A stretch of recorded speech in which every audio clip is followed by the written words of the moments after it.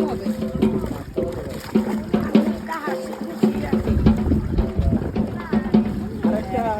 আরেকটা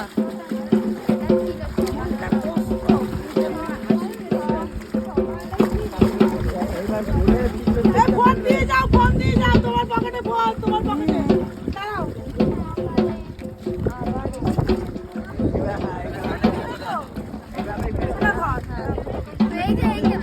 সে যাই হোক, আরেকটু যা। টেনে নিয়ে চলে যাও, একদম টেনে নিয়ে চলে যাও। এই দাঁড়া, ফেলিস না।